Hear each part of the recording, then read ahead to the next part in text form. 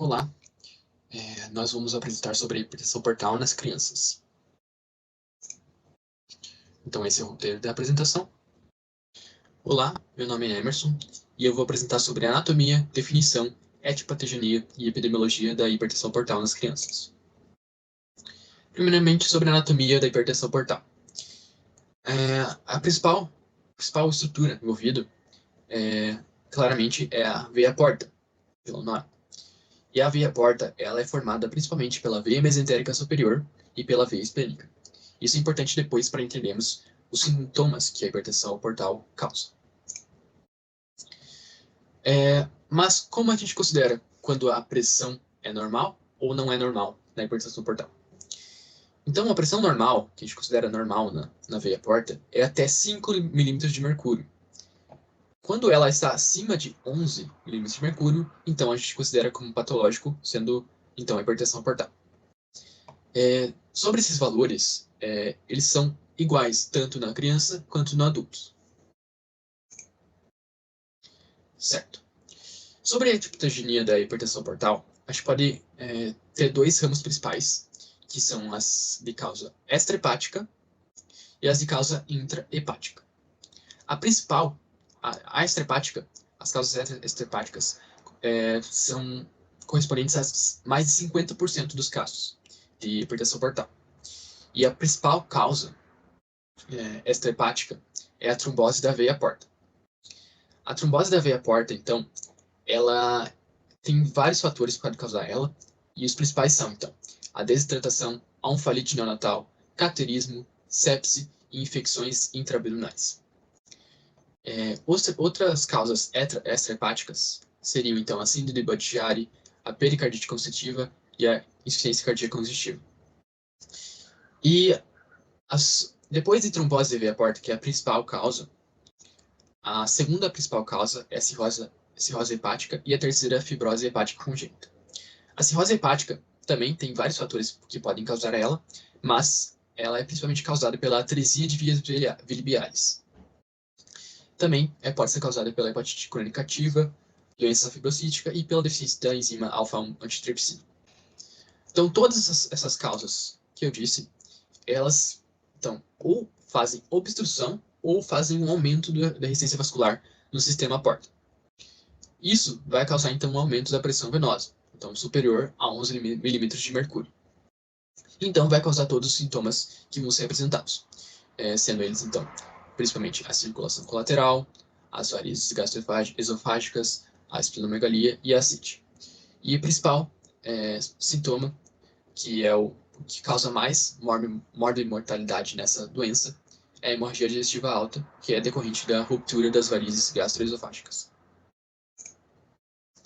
Alguns dados epidemiológicos dessa doença, a cirrose infantil, que é a principal causa intrahepática, 2/3 dos pacientes que têm cirrose infantil apresentam varizes esofágicas.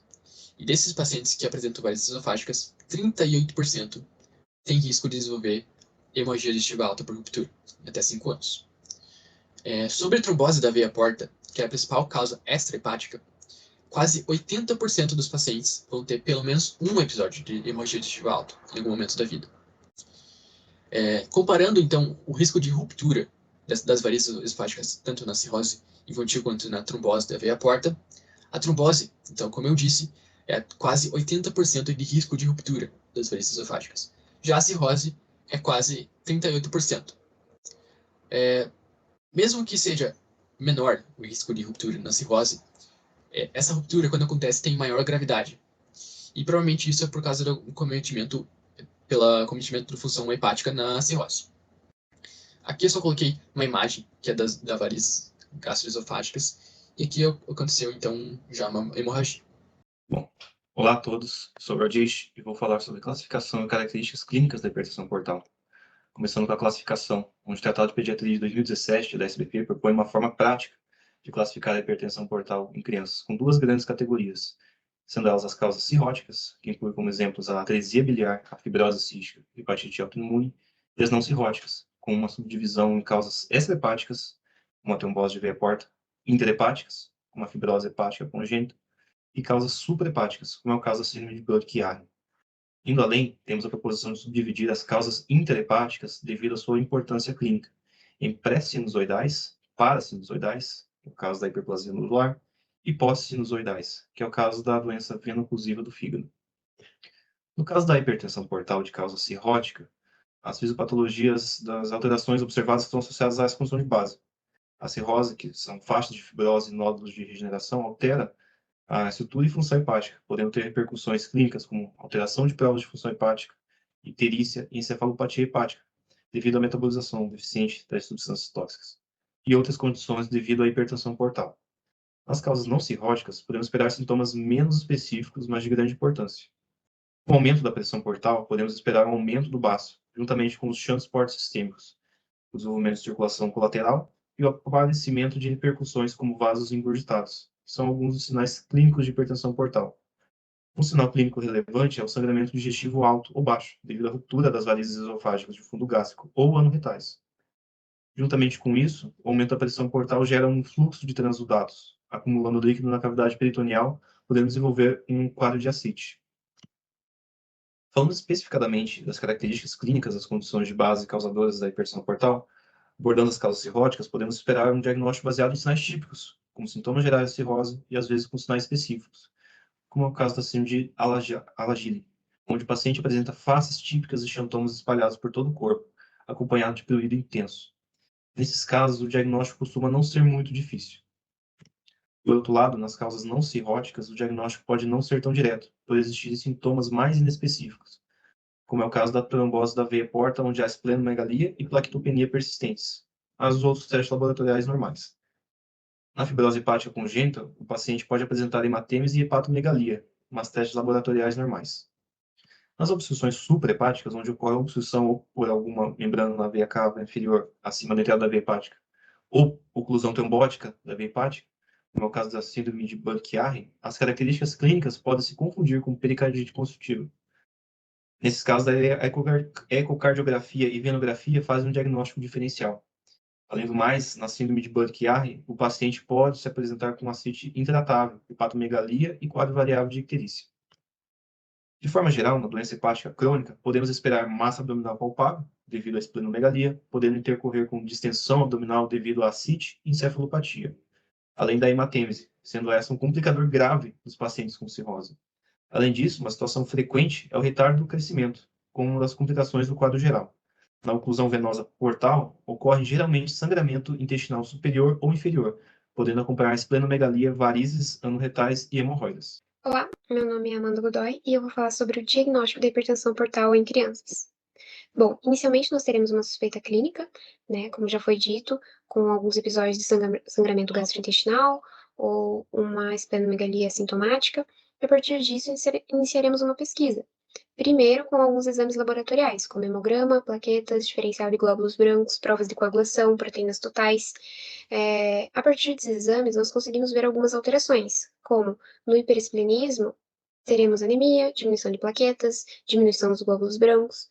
Caso a etiologia seja uma trombose venosa portal ou uma síndrome de Budd-Chiari, teremos provas de coagulação alteradas. Caso a gente tenha já um sangramento das varizes, o nível sérico de albumina pode estar diminuído.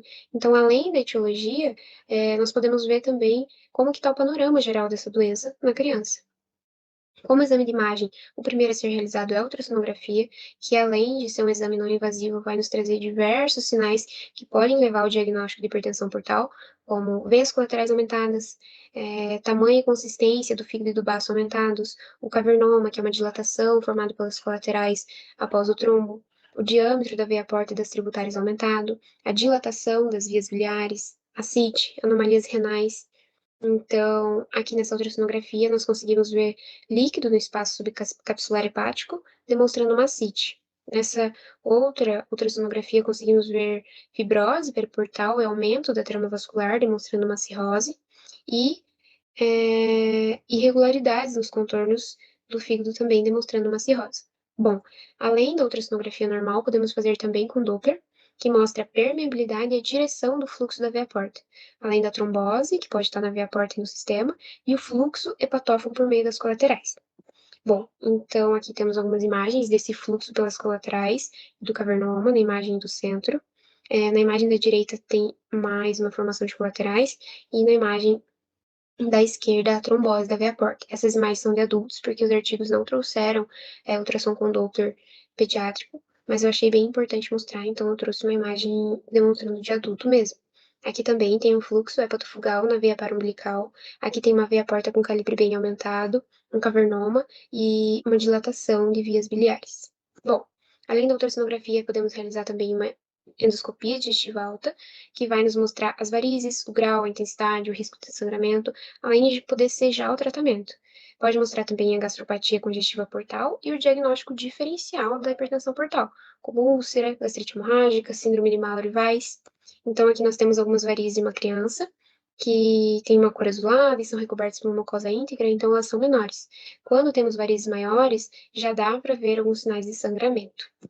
Além desses exames, também podem ser realizadas a tomografia e ressonância, que na síndrome de Budd-Chiari identificam lesões hepáticas associadas à hipertensão portal focal.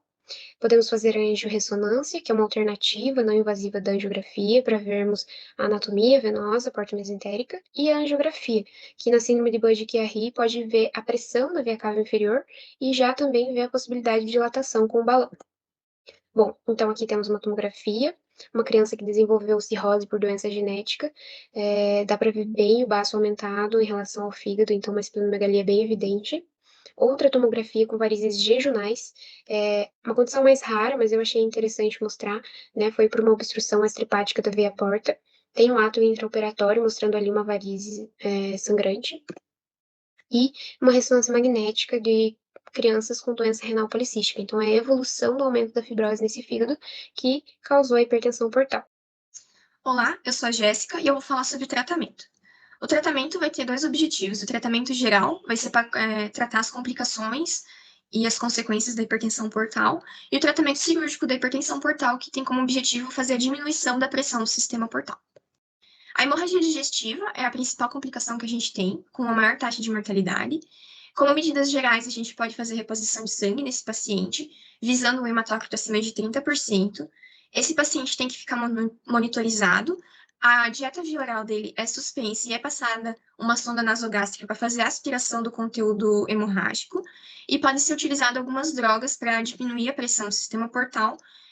Entre as mais citadas, a gente tem a vasopressina endovenosa. Essas medidas, elas podem ser suficientes para diminuir o sangramento e permitir o tratamento definitivo. Em casos que as varizes não são visíveis por causa de um sangramento muito grande, a gente pode fazer o controle do sangramento com a compressão, utilizando o balão de Zinc Stank Blackmore. Esse balão é passado e tem que ser feito um raio-x de controle para verificação do local onde foi feita a insuflação, porque se a insuflação for feita muito vigorosa no esôfago, pode ocorrer uma laceração de esôfago.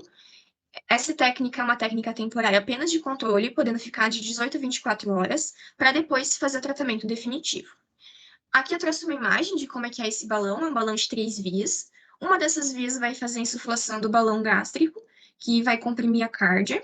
A outra guia vai fazer a insuflação de um balão esofágico, que vai fazer a compressão dos vasos varicosos. E uma terceira guia pode ser utilizada para fazer a aspiração do conteúdo gástrico. Como tratamento definitivo, a gente tem como opção a escleroterapia, que é efetiva em 90% dos casos. Ela é realizada por meio de uma endoscopia, onde se faz a injeção de substâncias esclerosantes. Essa substância pode ser introduzida dentro do vaso varicoso ou em torno desse vaso, quando vai promover uma reação local, fazendo uma fibrose e contração da variz. Várias sessões com intervalos de 2 a 3 semanas são efetivas para fazer o controle total das varizes. Porém, essa técnica tem como limitação o tamanho do endoscópio, que se for uma criança muito pequena, a técnica não é possível. Como complicações, a gente tem estenose ou ulceração do esôfago, perfurações, ou as varizes que não puderam ser tratadas, que são as varizes recorrentes. A nossa outra opção seriam as bandagens ou ligaduras elásticas, que também por método endoscópico se chega até o vaso varicoso, se faz a tração desse vaso e a ligadura da parte proximal. Isso vai fazer com que esse vaso trombose e posteriormente involua. A vantagem é que a camada muscular fica intacta, é um método superficial, e ainda tem o desafio, como no outro caso, de crianças muito pequenas, por incompatibilidade do equipamento. As nossas outras complicações ou consequências seriam a ascite e o hiperesplenismo. A ascite pode ser tratada com uma dieta hipossódica, restrição de água e utilização de diuréticos. Se isso não for suficiente, o volume for muito grande, pode-se abrir mão da paracentese ou até de um shunt peritônio venoso para fazer a drenagem contínua desse líquido.